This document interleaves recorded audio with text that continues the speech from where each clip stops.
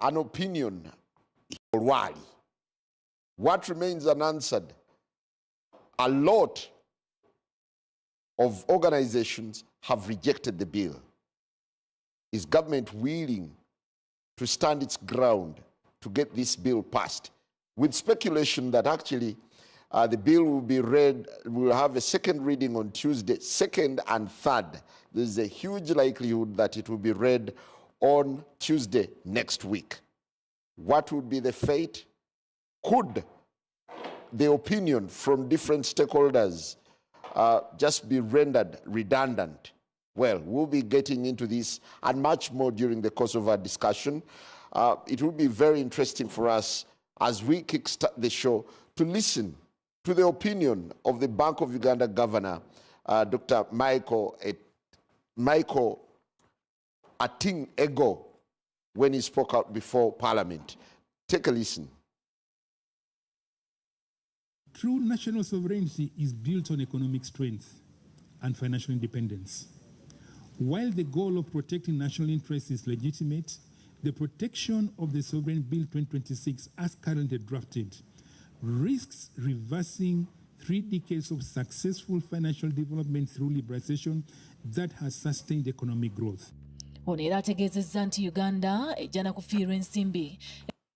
Well, there we are. Joining me tonight is Dr. Frederick Muhumuza, an economist, Honorable Yusuf Nsibambi, a legislator and lawyer, Enoch Barata, the head legal affairs NRM, another lawyer, and Honorable Semuju Ibrahim Nganda, outgoing MP for Kira Municipality, a frontliner and a senior member of the PFF. Good to have you all and a very good evening. Thank you and good evening. Thank you, Simon. Mr. Barata, could the country be missing the bigger picture, given the kind of sentiments that have been voiced against this bill? Thank you, Simon, and good evening, viewers. There might be sections of the country that have perhaps missed the picture, but I think largely, by and large, the picture and the bigger picture of the bill has not been lost. When this debate started, which was several weeks back, the narrative seemed to be reject the bill, bin the bill, dump the bill, etc., etc. In the last 1 week or 1.5 weeks, I think that narrative has changed to acknowledge 2 things. Number one, that the sovereignty of Uganda is very, very important and needs to be protected. Number two, that the legislation for the protection of the sovereignty of Uganda against foreign influence is necessary. Who is advancing this narrative? I guess you've been watching what has been transpiring in Parliament. So everybody that you see that has made presentations, starting with the later ones, I think Bank of Uganda was one of the later ones yesterday. They acknowledge this fact. All the people who have made presentations have acknowledged this fact. World Bank, the various chambers of commerce, UK, France, Netherlands, etc., have all acknowledged these 2 key things. So I think from that perspective, the big picture has not been lost. So the bigger debate, as you have seen, has been on the text and the implications of the text. So the objective is settled, the need is settled, but it has been the text that has been of the people, which is a very, very positive outcome of this debate. So debating is a good aspect, and I think to that extent the picture has not been lost at all. What's your take on the president's opinion about this bill? To the extent he says, I have instructed, he says, I have instructed committees, chairpersons of committees, No. I want to get his text right. Okay, he says, I have talked to Honorable Hamson Obua and the chairpersons of the relevant parliamentary committees to make the bill concentrate on the sovereignty of policy decision-making and not to meander in the areas of freedom of private enterprise transfers or private money transfers or church donations. The Honorable Hamson Obua is the government chief whip. It is the function of the chief whip, so he's basically the head of the NRM parliamentary caucus, and to that extent whips the NRM parliamentarians on how they will conduct business. Is the president arm twisting the legislature? Legislation or not? No, the president is not arm twisting the legislature at all.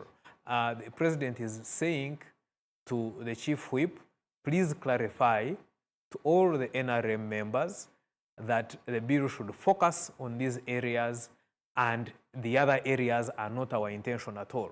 And that is what we have been arguing. We have been arguing all along that this is the objective of the bill, this is its intention. The debate, as I have said, has been regarding whether the text as was in the bill as first presented conforms to that objective. Do you take it that the debate has been derailed? No, the debate has not been derailed. The debate is very effective.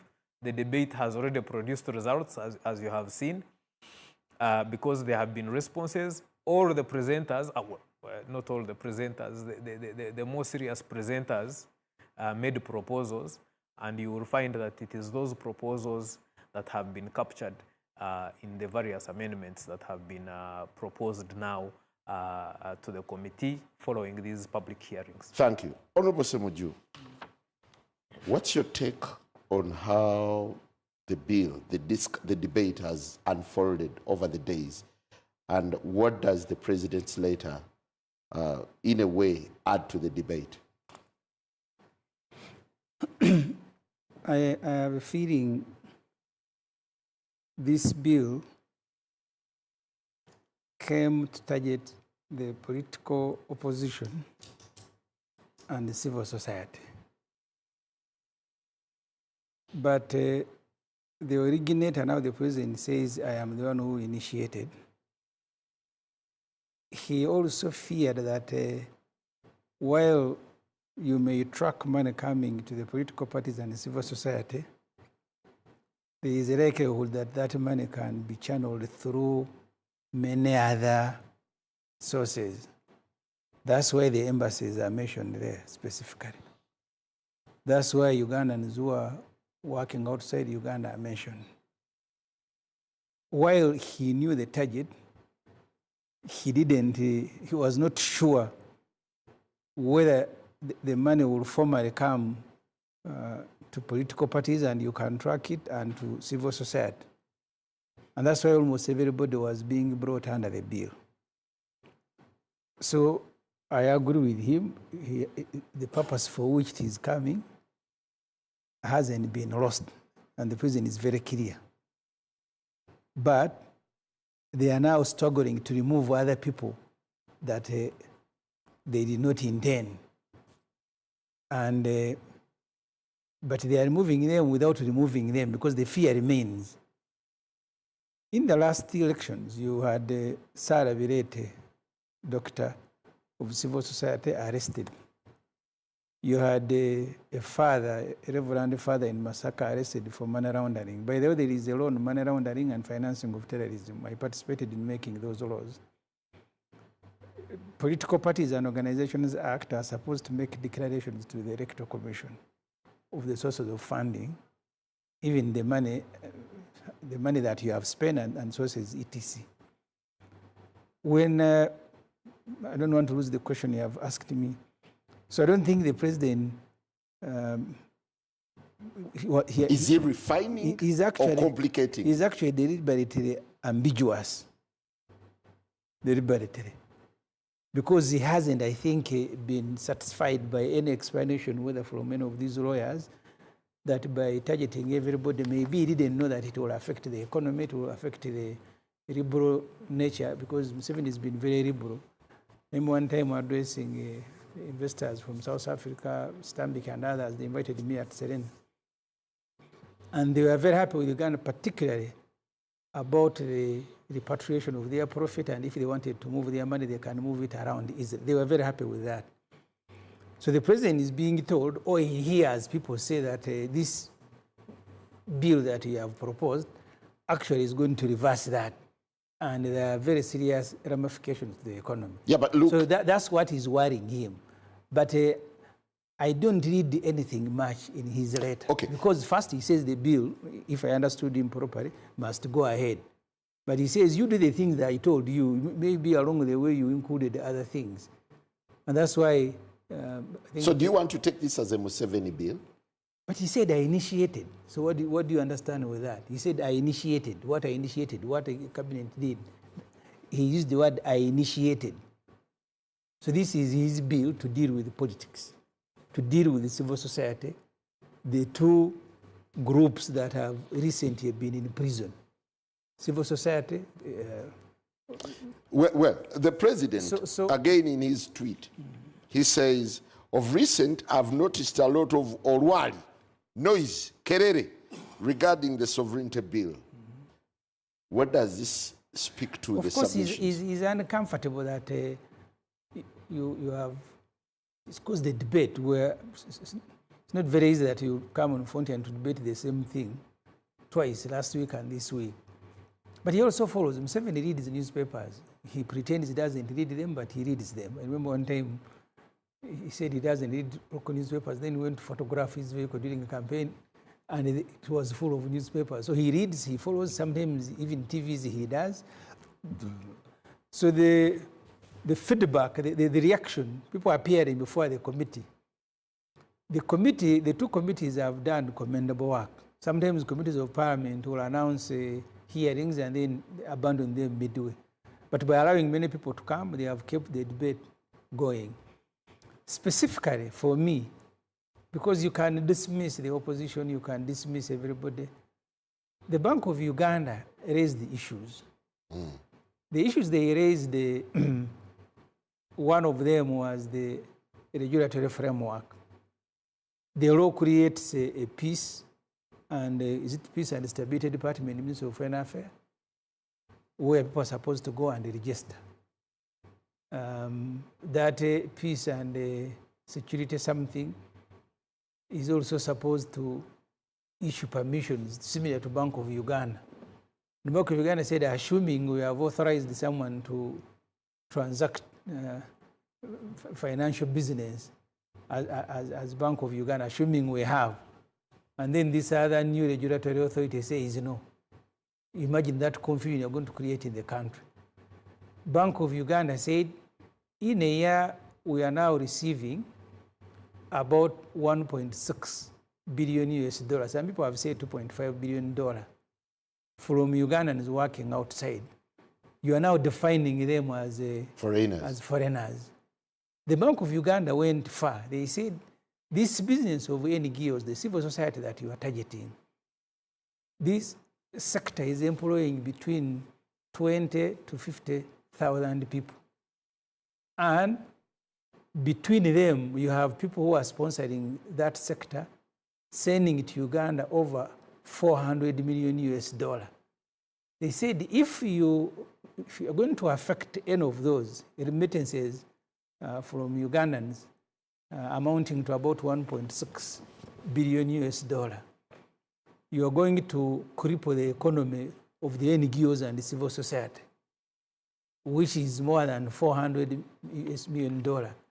You're going to be undermining the sovereignty of Uganda, because there is no country that is sovereign when you are poor, you have no money, you have no reserves. So I understood the Bank of Uganda in that regard.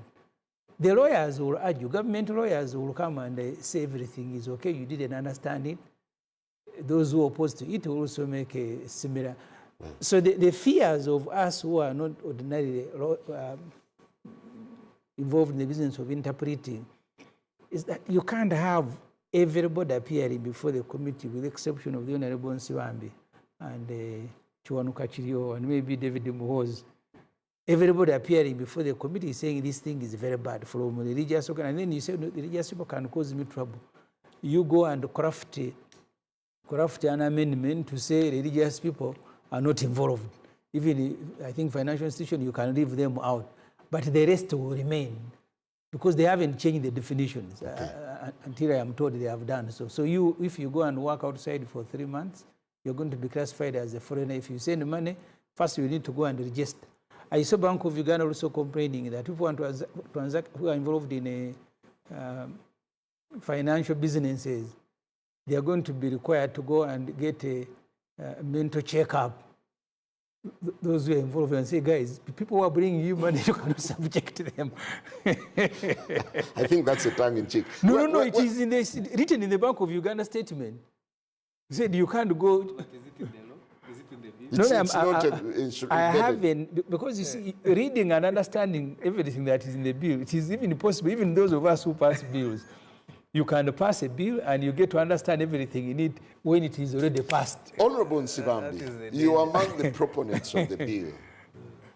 It's increasingly becoming clear that it's unpopular given the amount of resentment it's gotten. And it's actually compelling to see the minister making amendments to clauses. What does that suggest to you? Yeah, thank you very much, Simon. First of all, I want to correct the impression that the majority of the people who appeared before the two committees had the mandate or audacity to say the bill is unpopular. I attended virtually most of the proceedings in those two committees at that level. Actually, I raised clarification that who are you? First tell us, who are you? Are you a registered institution? Are you representing a body of persons, or you're talking as an individual? About 5 people who appeared, including the Honorable Miriam Atembe, who said she was appearing on behalf of the women movement. Instead, when I said, what is this movement? Is it registered? Is it a cluster of associations and organizations? She said, no, I'm an elder. These people are accompanying me. But the impression she had given that she's talking now on behalf of women in Uganda and so many other stakeholders that appeared.